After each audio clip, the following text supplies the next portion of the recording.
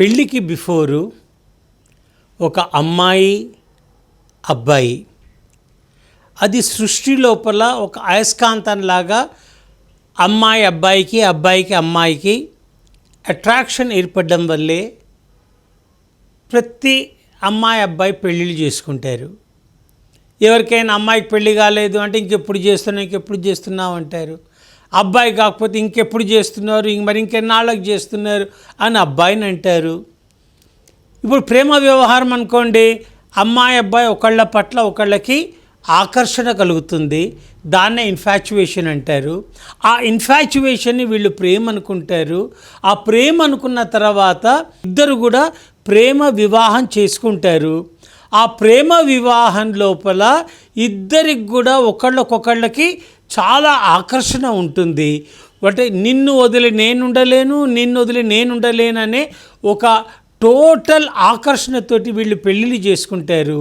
ఆ ఆకర్షణ అంతా కూడా ఒక హానీమూన్ తర్వాత లేకపోతే ఒక 6 నెలలు ఏడాది లోపల మళ్ళీ వీళ్ళు రియాలిటీకి వచ్చేస్తారు. ఆ రియాలిటీకి వచ్చిన తర్వాత ఆ ప్రేమ ఆ ఆకర్షణ అవి తగ్గిపోతాయి. అవి తగ్గిపోయిన తర్వాత వాస్తవ ప్రపంచంలోకి వీళ్ళు వస్తారు. అయితే పెళ్ళికి ముందర ఒకళ్ళకొకళ్ళకి చాలా ప్రేమ ఆకర్షణ, ఒకళ్ళనొకళ్ళు ఉండడానికే ఇష్టపడతారు. ఒక్క క్షణం ఎడబాటును కూడా వాళ్ళు దాన్ని సహించరు. గంటల తరబడి మొబైల్ లోపల ఫోన్లలో మాట్లాడతారు. అదే పెళ్ళి అయిపోయిన తర్వాత మాటలు తగ్గిపోతాయి. చాలా విషయాల లోపల ఆ డీలింగ్స్ అన్నీ కూడా ఎక్స్పెక్టేషన్స్కి మారిపోతాయి. ఆ పెళ్ళికి ముందు ఏదైతే ఆకర్షణ ప్రేమ ఉందో పెళ్ళి తర్వాత ఇంకా ఎక్కువ కావాలనుకుంటారు. కానీ వాస్తవిక ప్రపంచంలోకి అడుగుపెట్టిన తర్వాత వాళ్ళిద్దరి మధ్యన కూడా అంతటి ప్రేమ ఆకర్షణ స్లోగా తగ్గిపోతూ ఉంటుంది. What you experience it disappears. This is the law. అయితే ఏమవుతుందంటే one of the major things of conflict భార్యాభర్తల మధ్య రావడానికి కారణము ఆ మనస్పర్ధలకి రీజన్స్ ఏమిటి అంటే ఆడవాళ్ళకి భర్త పట్ల చాలా ఎక్స్పెక్టేషన్స్ ఉంటాయి. ఆ భర్తని ఇది కావాలి, అది కావాలి, ఇట్లా ఉండాలి, అట్లా ఉండాలి అని చెప్పి వీళ్ళు చాలా ఎక్స్పెక్టేషన్స్ ఉండడంతో ఆ ఎక్స్పెక్టేషన్స్ ఆ ఫుల్ఫిల్ కాకపోవడం వల్ల వీళ్ళ లోపల ఒక రకమైన అసంతృప్తి కలుగుతుంది. ఆ అసంతృప్తి వల్ల వీళ్ళలో ఫ్రస్ట్రేషన్ వస్తుంది. ఆ ఫ్రస్ట్రేషన్ వల్ల వీళ్ళు నాగింగ్ చేస్తారు. ఆ నాగింగ్ చేయడం వల్ల భర్తకి కోపం వస్తుంది. వాళ్ళు ఏం చేస్తారు, భర్తని వాళ్ళ యొక్క చెల్లెల హస్బెండ్ తోటి, అక్కడ హస్బెండ్ తోటో, చుట్టాలు పక్కాలు, వాళ్ళ మావలో ఎవరితోటే వాళ్ళు కంపారిజన్ చేస్తారు. కానీ ఎవరి జీవితం వాళ్ళది. వాళ్ళు ఏమైనా ఒక 100 రూపాయలు తీసుకొచ్చి ఇస్తారా, లేకపోతే ఒక ఇగో ఏంటో ఉంచమ్మా అని ఒక 10 లక్షలు ఇస్తారా? కానీ వాళ్ళని కంపారిజన్ చేసుకోవడం వల్ల, భర్తని చిన్న చూపు చూడడం వల్ల ఏమవుతుంది, భర్తకు ఒక రకమైన అసహనం బయలుదేరుతుంది. తనకు తెలియకుండా అతను కోపం వస్తుంది. ఇద్దరి మధ్యన మాటలు పెరుగుతాయి. ఆ ఇక మాటలు పెరగడం వల్ల ఇద్దరిలో కాన్స్టెంట్గా కాన్ఫ్లిక్ట్స్ వస్తాయి. ఆ కాన్ఫ్లిక్ట్స్ ఎందుకు వస్తాయి అంటే చాలాసార్లు ఎక్స్పెక్టేషన్స్ రెడ్యూసెస్ ది జాయ్. ఇప్పుడు పెళ్ళికి ముందు ఏం చేస్తారు, అల్లుణ్ణి ఆ తలకాయ మీద పెట్టుకుంటారు, ప్రేమగా చూస్తారు, ఓహో ఆహా అనుకుంటూ ఎంతో ఇది చేస్తారు. పెళ్ళి అయిపోయిన తర్వాత ఏముంది, ఎంగిల్ చేతులు కడిగేసుకున్నామని చెప్పి ఆ అల్లుణ్ణి పక్కకు పెట్టేస్తారు. దాని తర్వాత ఏమవుతుంది, ఇక స్లోగా తెలియకుండానే ఆ అత్త మామలు వాళ్ళ బామ్మర్దులు వీళ్ళ మ్యారేజ్ ఇష్యూస్ లోపల వీళ్ళు తలదూర్చుతుంటారు. పనికిరాని కామెంట్స్ చేస్తుంటారు. ఆ పనికిరాని కామెంట్స్ చేయడం వల్ల వీళ్ళల్లో ఒక అసహనం కోపం బయలుదేరుతుంది.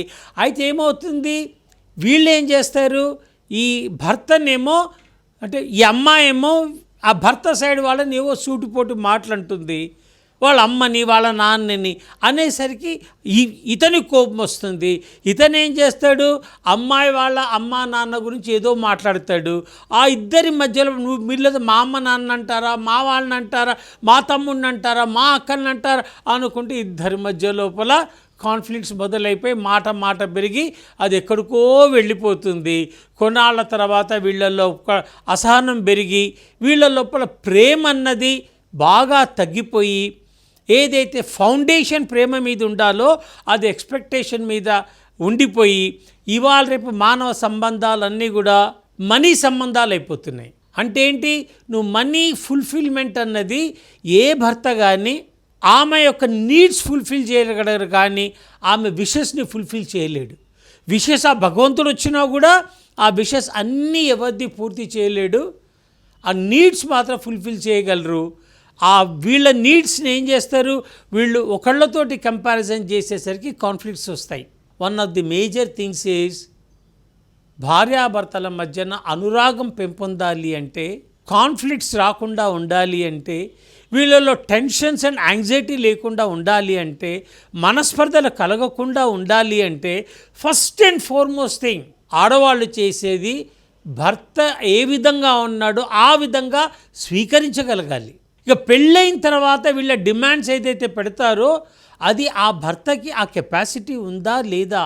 ఇప్పుడు రాజుని చూసిన కళనట మొగుడిని చూస్తే మొట్టముద్దయిందట. అదేవిధంగా ఎవరినో చూసి వీళ్ళు ఒక్కోసారి భర్తని సూటిపోటి మాటలని వాళ్ళ వాల్యూ సిస్టమ్ని వీళ్ళు లేదా డిఫీట్ చేస్తారు. Most important thing is value system. భర్త కొన్ని వాల్యూ సిస్టమ్స్ ఉంటాయి, దాన్ని అనవసరంగా వీళ్ళు దాన్ని కాన్ఫ్లిక్ట్ కింద తీసుకురాకూడదు, అనవసరమైన చికాకులు తీసుకురాకూడదు, అనవసరమైన డిఫికల్టీస్లోకి మీరు వెళ్ళకూడదు.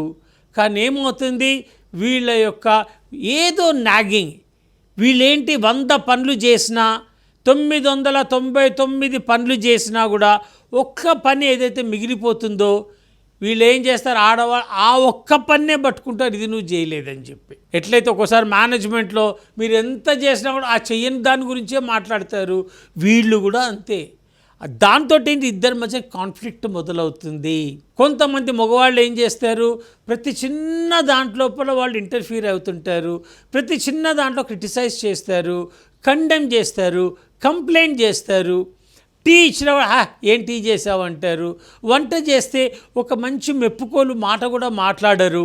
మ్యారేజ్ లోపల శారీరక సంబంధం అన్నది కూడా చాలా ముఖ్యమైంది. కానీ మనస్పర్ధల కారణంగా శారీరకంగా వీళ్ళు కలవడము, శారీరకమైనటువంటి ఆకర్షణ అవన్నీ తగ్గిపోయి బెడ్ మీద కూడా వీళ్ళు కొట్లాడడం మొదలుపెట్టి అక్కడ కూడా వీళ్ళకు ప్రేమ లేకుండా పోవడం వల్ల ఆ ఫిజికల్గా ఏదైతే క్లోజ్నెస్ ఉండదో ఆ ఫిజికల్ క్లోజ్నెస్ లేకపోవడం వల్ల వీళ్ళ మధ్యన మనస్పర్ధలు పెరిగి మానసికంగా దూరం అవుతారు.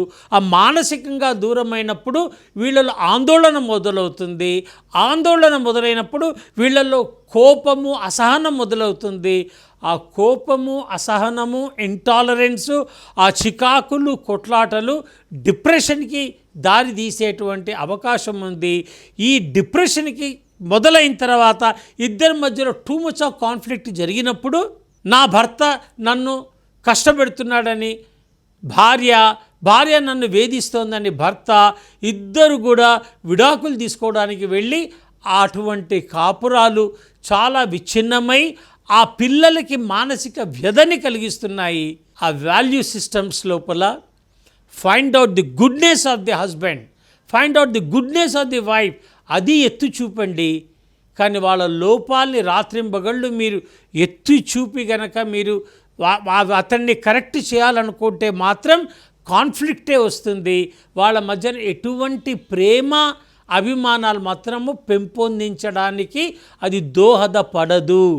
మీరు గనక చింత విత్తు గనక నాటినట్టయితే దానికి మామిడి పండు రాదు. మామిడి పండు రావాలి అంటే మామిడి టెంకనే నాటాలి. ప్రేమగా ఉంటేనే ప్రేమ వస్తుంది.